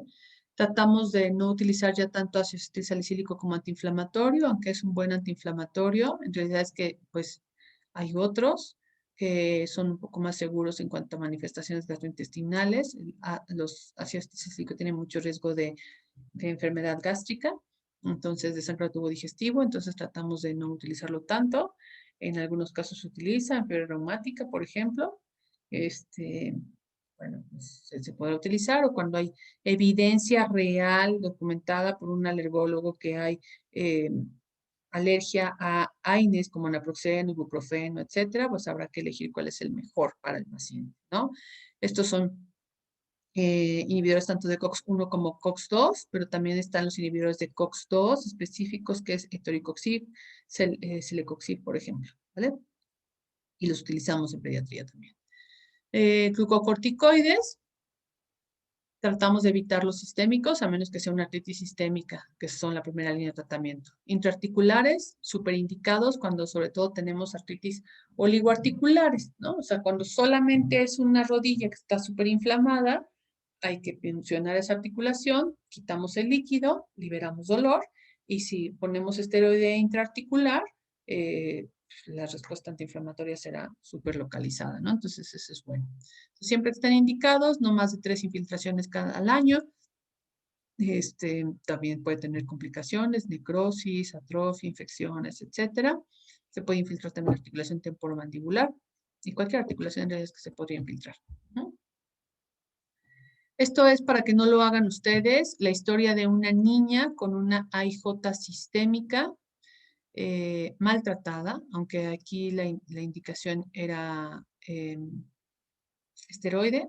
Ella no tuvo un buen apoyo médico y entonces le dieron esteroide, hasta que hizo una úlcera, estaba obviamente con osteoporosis y le hicieron esa úlcera, que ahí se ve bonita, porque cuando yo vi esa úlcera, la foto inicial es que se le veía el hueso, ¿no? Aquí ya había sido tratado por el cirujano plástico y seguía en tratamiento, pero ojo porque podemos tener esto, ¿sale? Estas son complicaciones de corticosteroides. Y fármacos modificadores de la enfermedad, el metotrexato en niños, la dosis ideal son de 12.5 a una dosis óptima de 15 miligramos metro cuadrado en dosis semanal. El metotrexato es muy frecuente que lo veamos administrado solamente una vez a la semana o 2 días a la semana. Es la piedra angular del tratamiento. Siempre que damos metotrexato, damos ácido fólico para disminuir los efectos adversos del metotrexato. Entonces, siempre es la terapia combinada metotrexato, ácido fólico. Otros fármacos pueden ser sulfasalacina, leflunomida, y siempre hay que darlos de manera temprana. La respuesta biológica en un paciente que no responde a fármacos será mejor si se trató de manera temprana con fármacos, ¿ok?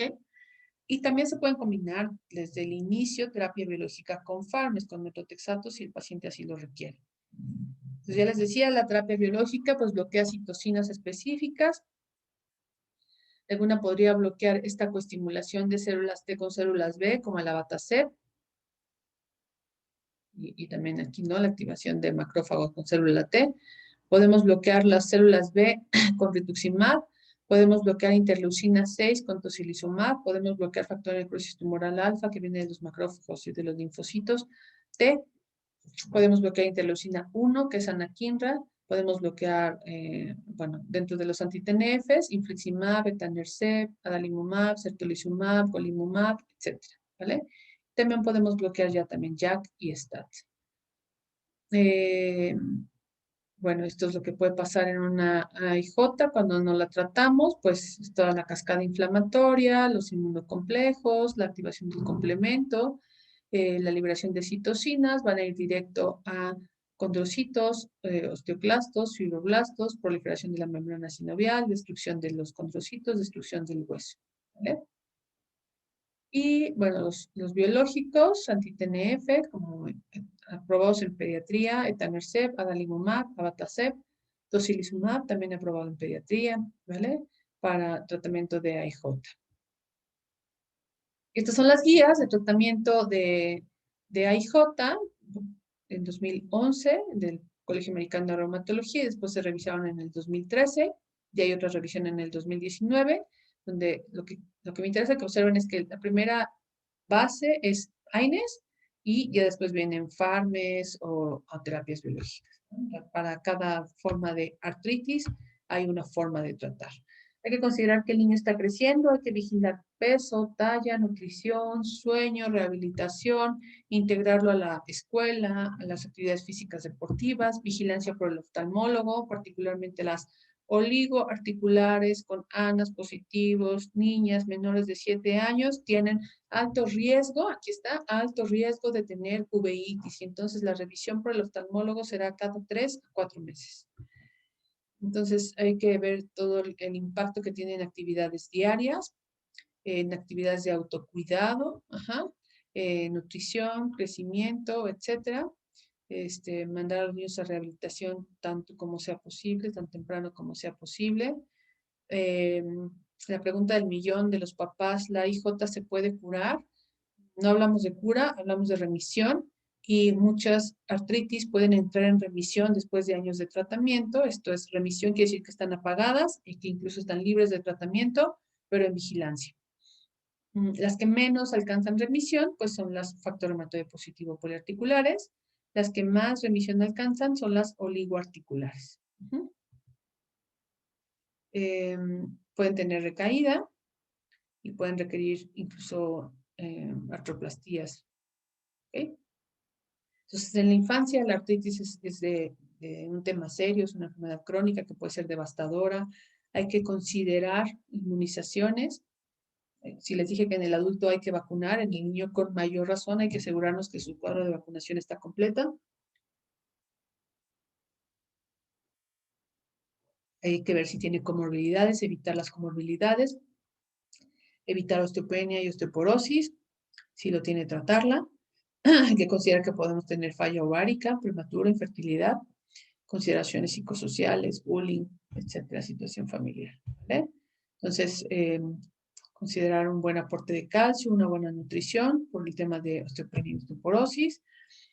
Es una artritis, es una enfermedad, y aquí queda muy claro, es una enfermedad en un órgano que todavía no se ha terminado de desarrollar. Esta imagen me gusta mucho porque imagínense que le da artritis a una niña o a un niño que tiene 3 años. O sea, aquí ni siquiera se han terminado de osificar los cartílagos de crecimiento, ni siquiera está formada bien la articulación. Entonces, evidentemente, esto, si no se trata, va a crecer con deformidad, ¿no? Entonces, pues, ojo, el impacto de artritis puede ser devastador cuando no tratamos de manera temprana la artritis, ¿ok? Entonces, fíjense en una resonancia cómo está destruido completamente el carpo, hay erosiones óseas, ¿no? Destrucción, deformidad. Entonces, es una enfermedad que puede tener alto impacto escolar, laboral, funcional, ¿ok? Factores de mal pronóstico es el diagnóstico tardío, la presentación de forma poliarticular, las manifestaciones graves iniciales, toda afección de articulación temporomandibular, cervical y cadera. El que sea simétrica es de peor pronóstico. El factor reumatoide es de peor pronóstico porque hay mayor riesgo de erosiones. Una enfermedad activa de manera persistente a pesar del tratamiento. Un mal apego al tratamiento también es de mal pronóstico, ¿no? Cambios radiográficos tempranos. Entonces, considerar, pues justo en un paciente con artritis, todos los involucrados, escuela, familia, nutrición, rehabilitador, trabajadora social, papás, etcétera. Siempre considerar el proyecto de vida de los niños, autoestima, juego, crecimiento, ¿vale? Entonces, evitemos esto se puede evitar, ¿no? O sea, el niño con artritis bien tratado puede evitar completamente esta deformidad. Entonces, pues eso es todo en artritis idiopática juvenil. Ya platicaremos después de otras enfermedades reumáticas en adulto y en la infancia, ¿sale? Pero hay que sospechar en artritis adultos y niños de manera temprana, ¿vale? Pues listo, chicos, esto es todo. Espero que no los haya aburrido. Espero que sigan despiertos. Y pues listo, terminamos artritis reumatoide y artritis hepática juvenil. Les envío la presentación y les envío pues un saludo y mándenme sus dudas lean para que puedan entender estas enfermedades y entonces puedan generar más dudas. ¿Sale? Cuídense mucho. Chao. Ya me voy a dormir. Bye.